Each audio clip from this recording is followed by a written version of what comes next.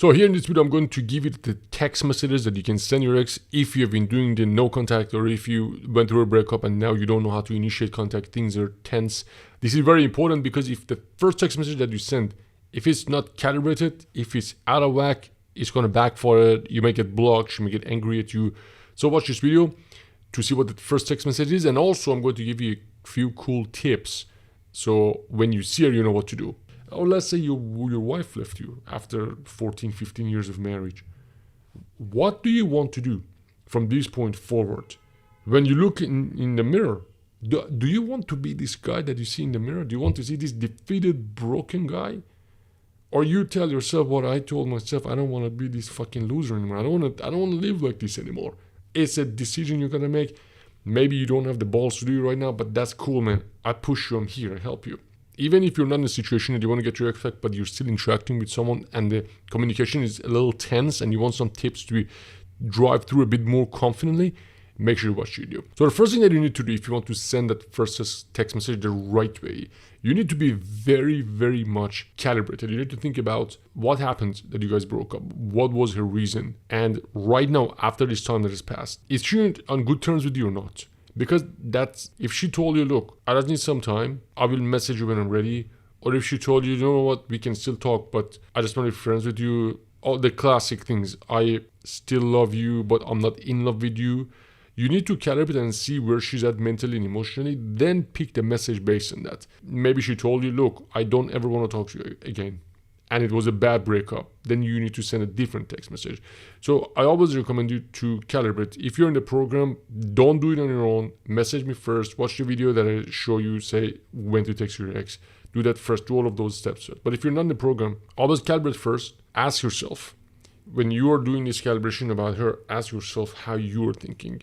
How attached are you to the outcome? If you're in a position that when she responds to you, if the reaction is negative, or if you see that you're blocked, or if the reaction is neutral and that's going to emotionally affect you and make you feel really bad, basically if you're very much outcome attached, you should not send a message right now. I know the distance is not good, the time between you and her, the longer it is, the worse it is, but if you're not in a position that you can handle what's coming your way, you should not send a message. So ask yourself, are you okay with these 5 scenarios? What if you're blocked? What if you get negative reply, neutral reply, positive reply, or no reply? Are you okay with all of these 5 scenarios? If she says, yeah, I want to see you, what are you going to do after? If she says, yeah, I'm glad that you text, do you know what you're going to do, or you just want to freestyle it?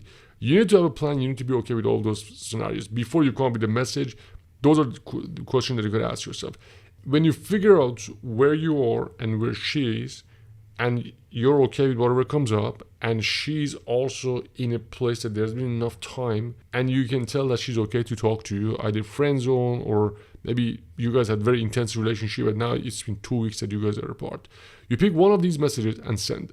The first message you said, hey, name, it's been a while, hope you're doing well. That's the first one. And the second variation is, hey, name, it's been a while, how have you been? See, they're almost identical. These have the highest response rate that we've tested. Now, the good thing about these two is that they're very simple and they're very easy. The first one, there is not a question, hey name, it's been a while, hope you're doing well. Because it's not a question, she doesn't have to write back to you. She doesn't feel like, okay, I need to write back to him. You send that one if when you guys broke up, you were a little more tense. But if you're in the friend zone and you didn't leave on bad terms, you send a second one. Hey name, it's been a while, how have you been? Then based on what she tells you, you can continue the conversation. There is a lot of things that goes to microcalibration and frame control, because after you send this message, you need to constantly microcalibrate and control the frame, because if she's interested in you, tests start to come. So if you're in the program, we do this together. If you're not in the program, you're going to understand what is frame control and microcalibration and get in the program. Now, after this, there are a few things that I want to tell you when you transition to meeting her. When you go through the communication, you get to the point that you meet, we know exactly why some guys get the girl back and some guys don't. And I want to tell you some of these things that really help. I know it sounds really woo-woo and weird, and you may not even connect with what I say, but guys really fall into a couple of categories. The first category, when you look at the guy, in the face, because I do a lot of video calls with everybody who's in the program, at least a few calls. Guys who get the girl back, man, when I talk to them, you see that this dude in his face, there is no fear. He is okay. He's fine with what's happening. He has faith that this thing is going to happen. This is not faith in a religious way. I don't know what it is, but you see the dude is cool with whatever happens. And that is a product of really believing that the right thing will happen. The right thing will definitely happen, and you gotta be okay with it. Other category, when I look at them, when I see them, when I talk to them, I just see fear. I see uncertainty. I see, oh my God, if it doesn't happen, what am I gonna do? And that's one of the qualities that I see with guys that I work with, and they're okay with whatever happens. And they, ironically, they get the girl back, and they're like, I don't know, she's here, we're back, but things are not the same as I thought, and I'm okay with or without her. It's a look at us. I wanted to go, I know it's weird, but go in the mirror, in the bathroom. Look at your face. What do you see? Do you see like a weak, scared, like, unsure? Or do you see the fire in your face? This look in your face is a product of how you feel, and how you feel is a product of how you think. Do you see yourself okay in the world without her? Or do you see yourself lost and confused and lonely and full of these negative emotions, anger, jealousy, anxiety, stress? Those emotions show up in your face. This is the window to your thoughts. And I wanted to work on it. If you don't see this, if you don't see the fire in your face, in your eyes, do the exercises that I show you. What is this fear for? I don't want you to take this one easy. I don't want you to take it easy on yourself, because this is pretty important. If you don't fix this, if you lead with the fear, she will see that. And then you end up like the woman in the relationship. Then you will fail her test. Then she will tell you, hey, tonight I don't want to dance with you. I want to dance with him. Or I'm not sure if you want to see you tomorrow. Then you won't be able to take these tests if you don't deal with this. When I say you look at yourself, you test yourself first before she tests you. So you see how you take it, or ask yourself, why am I so scared if she goes with somebody else? Why am I not okay on my own if I know she goes with somebody else? You need to know answers to these questions, because when you see her, if you don't know the answer to these questions, you're going to react on the things that she does. And then she'll be able to, then she'll trigger you without you realizing. If she tells me she doesn't want to be with me and she just wants to be friends because she met James, are you okay with that or not? Some guys are okay, some guys, their world just falls apart. If it gets to a point that you realize this is way out of your reality and you just cannot handle it, you should not go there yet. Give yourself time. But you really have to get to a point, you will get to that point. I know you get to that point that you're totally okay with that, because the fear, the not knowing what happens next, the fear, this uncertainty, this tension, these emotions of, man, I'm not okay in the world without her. I don't want to be okay without her. I cannot be okay without her. Those questions, those emotions, for most guys, it will pass when you realize, oh, this is how I built it in my head. I built the weirdness. I built this. I want to be addicted to this neediness, and I don't want to accept that she's gone. And I have built this connection with this neediness, with this loneliness, with this sadness without her. And I don't want to let go of it. When I was going through a breakup a few years ago, I realized I don't want to be this fucking loser anymore. You have to get to the point, dude. You have to get to the point that when you look at yourself in the mirror, you don't see a fucking loser anymore. And that's a tough place to get when you realize, whoa, I've been doing this wrong. That's why she left. I've been a little bitch. That's why she left. If you're honest with yourself to get to that point and get tired to tell it to yourself, that's where everything will work, dude. That's when she will see that as well. But some guys, they just don't want to let go. Oh, it's so hard without her. Oh, man, it's tough. So you choose. You get to choose. Every morning when you wake up, do your 100 push-ups. Do your 3-minute wall sits. Do your 5-minute plank. Do your cold shower. To get tougher. And don't take it easy on yourself. Because this resistance of, I don't want to be without her. She will see that very closely in your face. And that is what pushes her away. She doesn't want to be with somebody who cannot be without her. And that's why you shouldn't ask questions that are weak. For example, hey, do you want to continue dating me? So, or how long are you going to go with Mark? And what is your plan after Mark? These are questions that people ask. These are questions that I'd ask. I remember I was 21. I remember I asked this girl, and she was not hot, dude. I knew her for 3-4 months. I told her, so how much time do you think you need to see if you guys have chemistry or not so you can come back to me? Just, can you imagine when you don't have a solid role model who can tell you, dude, what the fuck are you doing with yourself, man? Why are you thinking like a loser? Then you fall into that. Or let's say your wife left you after 14, 15 years of marriage. What do you want to do from this point forward? When you look in the mirror, do you want to be this guy that you see in the mirror? Do you want to see this defeated, broken guy? Or you tell yourself what I told myself, I don't want to be this fucking loser anymore. I don't want to live like this anymore. It's a decision you're going to make. Maybe you don't have the balls to do it right now, but that's cool, man. I push you, I'm here, I help you. You have to want to move. You want to have to move. Texting, okay, you send a text, now what? I just gave you the text message you sent. Now what? Now you see her and she tells you about Enrique and Alexander and all of these guys that she has around and she's going and date with. What are you going to do? Oh, I'm this victim, weak dude that I cannot have whatever I had with you because I hate dating apps and I don't know how to approach women. Let me go back to my cocoon of sadness and loneliness and wait for her so maybe she changes her mind. She's not going to come to you if you think that way. Dude, I always say, you gotta be strong.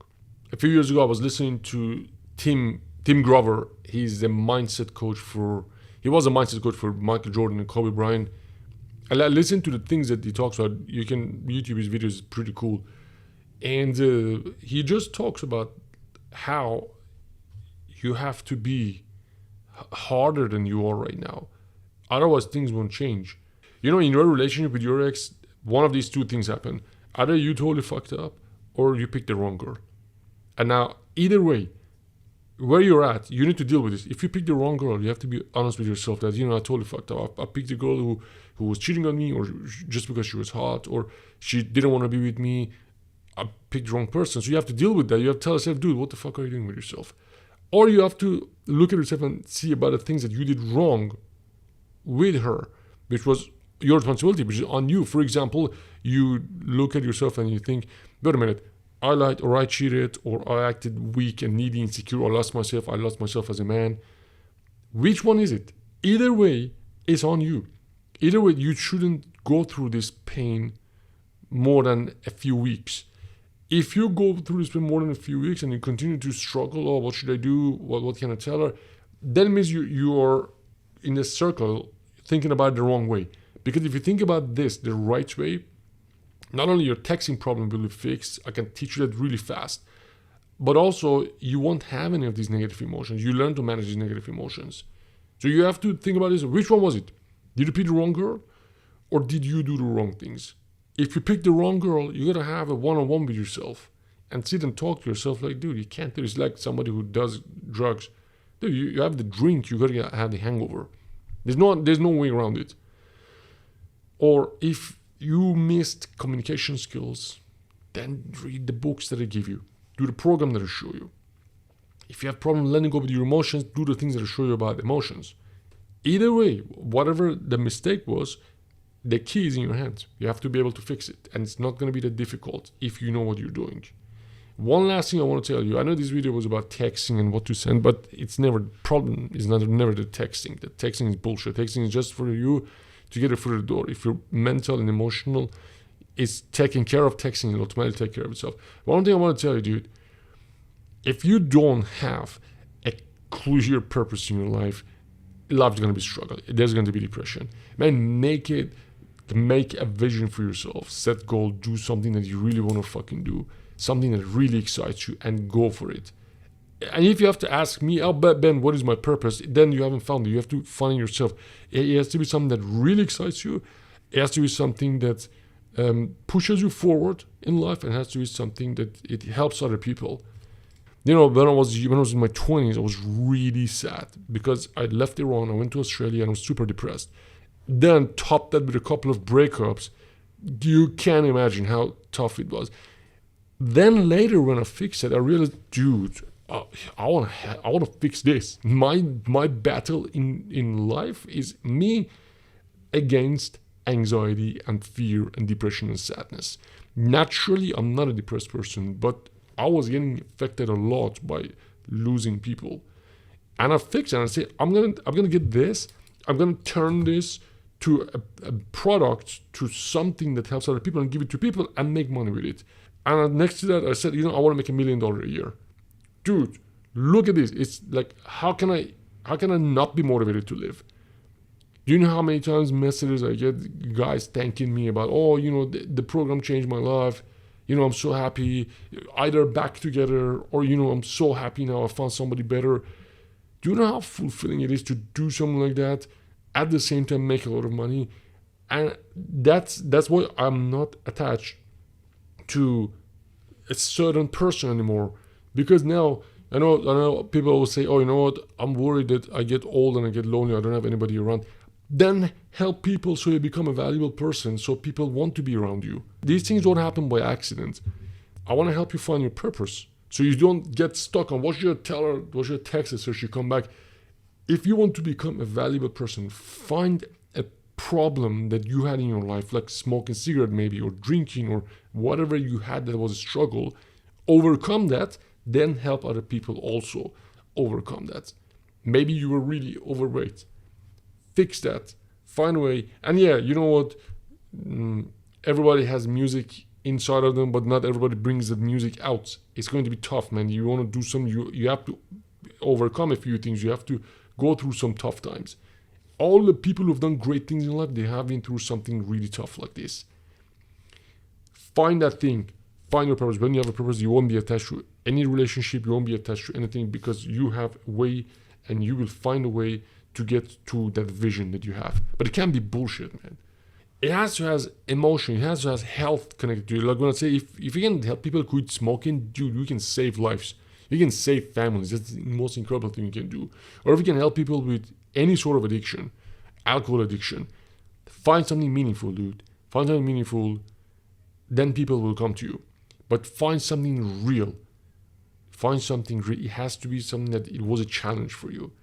I started talking about text messages that we ended up here, because they're all connected. They're really connected. It doesn't matter what text message you send. You just have to send something. And if you're in a position that you're so on your knees for her, so she will give you that go ahead, otherwise you won't be happy, the text message is not going to save you. It's you who have to save yourself first before you want to send that text message. Because tests take time. Attraction is like a phenomenon that happens after you're being tested for a long time. Like, you may go on a first date with her, you see it and have a good time. Then she says, you know what, it's great to see you here, but I'm not gonna get back together with you. Now what you do with that determines if she's gonna get back together with you or not. If you say, what do you mean? Boom, game over. You say, it's cool, I know. We can just be friends. Then in a few weeks, you see how she will come back. There was a movie, Pursuit of Happiness, with Will Smith. There's a part he's very desperate for money. He wants to sign this client and make a lot of money. Then he finds his way to go meet this client. He fakes a lot of things that he's poor. Doesn't want this guy to know that he's poor. Anyways, they go, and after spending a long time together, the prospect says, I'm not going to sign with you. Just wanted to know, let's just enjoy watching the game. Now, if in that second he said, what do you mean you don't sign? Oh, fuck, this is bullshit. He would ruin that relationship. But he didn't say anything. That's cool. Okay, they watched the game. Then through that connection, he got like 10 other clients that brought like millions of dollars. Don't be afraid of the rejection. Don't be afraid of hearing no. This is long-term attraction. It's a long-term process. Anyway, this video is getting very long. Wow, it's 20 minutes already. All right. This is Ben. If you want me to help you with mindset, getting your ex back, texting, first thing, read my book. The link is in the description. If you find this video useful, hit the like button. Subscribe to my channel. See you in the next video.